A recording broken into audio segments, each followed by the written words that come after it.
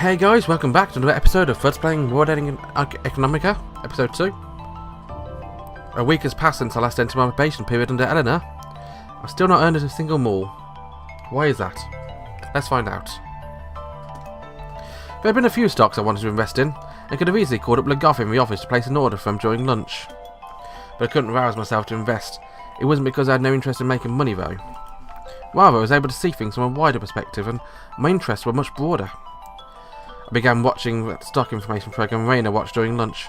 Once I gave it a chance, it turned out to be actually pretty interesting. There was a bit of slack in Chris's program, and my pace had slowed down on my tail at the end of a week, but still had a definite increase in profits. I didn't know how much Eleanor had personal assets, but these were certainly not poor gains. She could certainly go quite a bit of capital just using that investment performance as persuasion for investors. With that in mind, it could just be that I felt there was no reason for me to invest because of Chris's program. It's because even choosing optimistic brands or trading done with them would be more efficiently done by the program than doing it myself. It seemed to have bothered Chris that I wasn't investing. Because of that, it seems like she told Legoff she was altering a program based on my advice. Legoff sent me an email saying he felt I was just fine, but it was difficult to pay out individual rewards. I felt that was completely on par for course. I didn't feel as if I wanted to be engrossed by investing, so I quit my government job just like that. The insanity of Clapton Square was affirmed by Chris's program. That being the case, I felt like I should try moving myself as far away from insanity as possible. It's because I'd just become a repeat of 4 years ago before I went out for ball and came home shorn. However, I was here because I was an employee. I felt like I needed to speak to Eleanor about this properly, so I went to her office for the first time in a week. Yeah. Huh, just you. Chris sat in a chair all alone in a tiny office. It was past noon. It was a lingual aroma of red pepper in the air. I probably ordered some type of ethnic food. Everyone just went out. You really need to say when you're coming. She looked at me with slightly reproachful eyes as she held her hand at hair in her cheek. Or hold her hair in check. Holding her hair in her cheek would be very something else entirely. There were dark rings beneath her eyes. Looks like Reese got angry at you since you weren't sleeping properly while you were tweaking your program, so you escaped here. Ugh. Is it more precise now? When he asked, Chris's face lit up and she pushed the display face over to face me. I ran a retrospective analysis of a brand you sent me. It seems hypothetically, in additional 70% profits could be earned. She said that with a full smile. There were multiple polygonal line graphs were displayed, and all of them were heading towards the upper right corner, but I honestly had no idea what we were referring to. The bottleneck is still a variety and continuity time axis, especially since the variety of brands you selected majoritively contain large objects. The backtest will go there using historical data as a model, but risk will probably increase as it applies to a current situation. It feels like there's a rather large sporadic movement in price, especially since there's scarcity in these stocks. If things go badly one day, the next day is a much higher probability of ending up as a dreadful one. The lack of sleep made a quick speech sound even more agitated as usual. I gave a simple response. Meaning? Meaning on paper is continuous, but the face of the matter is discrete. Some parts are unpredictable, but it's causing inappropriate investments, which is causing a bottleneck in investing efficiency. I've been testing to see if I can somehow remove that, but even brands that with open interest of data relay lag of 0.072 seconds from Lunar Stock Exchange is essentially like being blindfolded, so it's intractable. I thought I'd be able to approach it the same way as how noise rejection is used in current telecommunications, but she rattled off everything she could, then her shoulders drooped as she sighed dejectedly. I replied, trying not to add oil to a fire. I see. I didn't get it at all. How's the stuff from Saro doing? Yes, if a place with good meat or fish would be better. That's probably meant things are going smoothly. I'll try searching my own eyes a bit. Please. Well, do you know when the others will be coming back? Legoff won't be back until tonight. Marco should be coming back pretty soon. Was there something you needed? Yeah, about what's next. When I said that, Chris looked at me with baffled eyes. That'd be...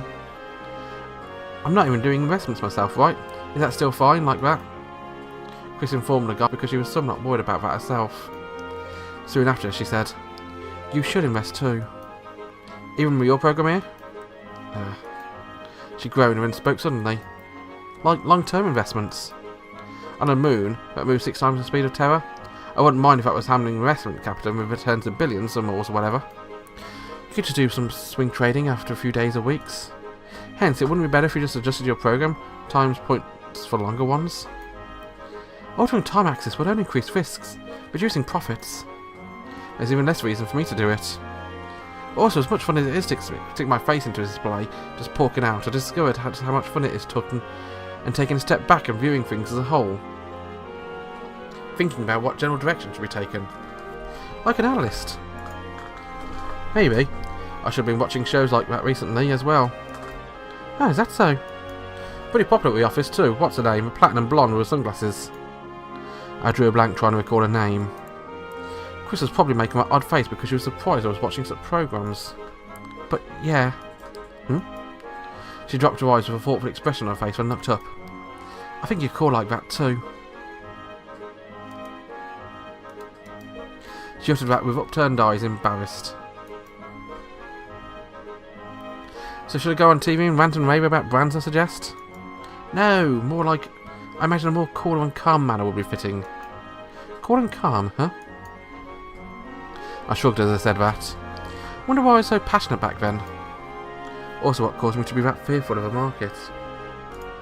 I was able to move large sums of money as I pleased in this quiet office with the aromas from lunch lingering in the air, just receiving rewards with no risk involved. Was it because of the environment that my head was fluttering about? I thought that was it, but it didn't seem quite right. It couldn't be that since I'd lost sight of that dream I'd long ago, I felt the resulting void of nihilism. I'd already lost what should be nestled there. It was like I was living my life carrying nothing but doubt with me. I felt like I'd read too much space literature, thinking like that. A tale living internally embraced with a vast, encompassing Milky Way. That kind of extreme fantasy literature had become rather popular on the moon lately, most likely due to a breakneck pace of life on the moon. Back before I recovered from my shock 4 years ago, I'd read those kind of books instead of taking tranquilizers. All you need to do is find something like that again. Her expression said it wasn't one cheering me on, but a miffed one, full of displeasure. Yeah. I would like if I could focus on something that neither harm nor help. However, 4 years ago, I tried to scoop up an entire vast ocean with a vessel that was myself. It was obvious that I'd capsize and drown. And what was swept away from that was enormous. No matter how caught up I got, at the very least I didn't want to lose my connection with others. I turned my right hand over as I gazed at it. Chris touched it gently. I felt like it had been quite a while since she touched it in this way. "You're supposed to watch over me, right?" She said those words with a gentle smile, bearing not a trace of bashfulness. "I'm under Reese's strict orders, yes." When I answered to that, Chris puffed out her cheeks and turned off to the side. My shoulders shook and I showed my teeth. I may have been actually laughing. At that moment, an inorganic beep resounded around the narrow office. "Oh, the phone!" Chris stood back here saying that, picked up a phone on the wall. I used to think we should just get rid of receivers and switch over to hands-free, but that would make it difficult to have private conversations, and we end up going this route. Risa also said it was hard to relax using a phone without a cord. I'm told a wrapping with cord around your finger was also pretty nice. Yes, this is quite showing investing. Come to think of it, this way Chris announced herself when I first met her. That was back when she was helping out a family general goods delivery business in the outer districts. She got that much more used to speaking since then. Back then it really did feel like she was just repeating the lines she memorised. "Oh, Miss Eleanor." I looked over to Chris when she said that. Yes, but both the Goth and Marco are currently away." She probably forgot her fan at a tea party or something. As I thought that, Chris looked over her shoulder towards me. "Okay, Haru?" "Yes, please wait a moment." "Haru, do you know where the Royal Central Hotel is?" "Yeah, the one near Central Station." He seems to know, understood. "Cabinet C, 4th drawer, 7th row, correct?" Chris returned the receiver. It appeared to be a conversation with Eleanor, yet she let out such a deep breath that her shoulders shrank down. Seems she's still pretty bad at taking calls. It's scary when you can't see their faces. Another then Chris said, So well, Miss Eleanor wants you to bring her luggage. Yeah, to Central Hotel? Yeah, I'm on phone duty until Marco returns, so... This was a place engaged in vast sums of money, so it certainly wouldn't be good to leave a person in their probation period to phone duty. I stood up and took my coat. I can do that much is all. What do I need to bring her? In Eleanor's room. It's in cabinet C, 4th drawer from the top, 7th row. She had her figures so smoothly, I felt like her strength and weaknesses were skewed a bit weirdly. Is it right if I go in? I asked because I remembered what happened when I first came here. I only caught a glimpse of that dimly lit room behind the door when Eleanor left her office. It was sort of a room much different from the other ones over here, as though things were a lot more concentrated over there. It gave off an unwelcoming vibe. Also, Chris gave me numbers rather than getting the stuff herself because she wasn't meant to be in here. She said you'd be fine. I didn't understand what she meant by that, but it didn't seem to trouble Chris much at all. Well, I'll go take it if she asks for it. She seems to be in a rush. Yeah. I would with my cane, turn the unlocked doorknob and open the door. What are we going to find in here? What I saw partway through was a mountain of analog data. The blinds were drawn, so it was rather dark.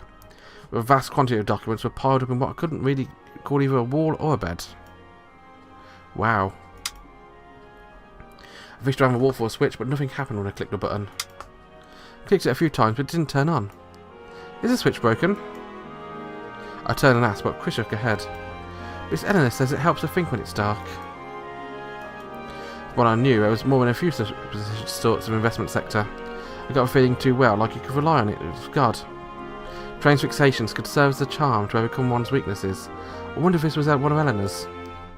4 years ago, I was honestly believed baths and too much bed rest were to blame for my investing going sour. This could have been the same sort of thing. I gave up and turned the lighting on and entered the room. The room was closed, at least, since Eleanor didn't seem to want us to go inside. The light was bleeding in from a building across the way through the blinds, filling all 4 corners of the office with a dim brightness similar to a nightlight. My eyes finally started to adjust, and I searched the filing cabinet I'd been told about. It was a simple bare bones one made of aluminium or steel and stuffed full of thick files. There were numbers and letters on the spines which appeared to be dividing up some sort of data. She had to go to his trouble, she might as well just made it digital. That way you'd be able to take the data with you, and even if you forget it, you'd be able to download it from anywhere on the moon. That's a Terran born noble for you, I guess. I found out what I was looking for as I thought about it. Must be this. I pulled out a thick file, it was so thick it was almost box-like. The spine said G1 and had GAGK in the index field. G2 was the 8th row of the 4th drawer, so this was probably right. A sudden brightness agitated my eyes as I left the room, with a file under my arm. Did you get it? It's probably this. What's the hotel room? She said you'll know when you ask reception. That's probably a given for a hotel, but advertises rooms for over 1,000 more a night. When I went 4 years ago, it was a service what one would expect. I'll be off then, but... yeah. Will you be okay on your own? She gave a pained smile and spoke. I'd like to ask you the same thing. I'll be back when I can. Oh, that's right. Miss Eleanor said to please take a taxi. I couldn't tell if she was worried about the potato on my legs or she was in that much of a hurry. I was just glad he did as I was told. I nodded and left the office. Taxis awaiting passengers were easy to find around here. Even on the side streets. After all, this was Schrödinger Street. The most money gathered here, even compared to the rest of Newton City, where money talks. There should be quite a few companies similar to Eleanor's handling tens of millions of malls, even in buildings here on the roadside of streets. I thought the expenditure of taxis must have been ridiculous. To Central Hotel, please. Enter a taxi for the first time in my life. I said that loudly, just like we do in movies. That brief ride cost me 20 moors, but I got to think about how distant this was for the comfort of Barton's limo.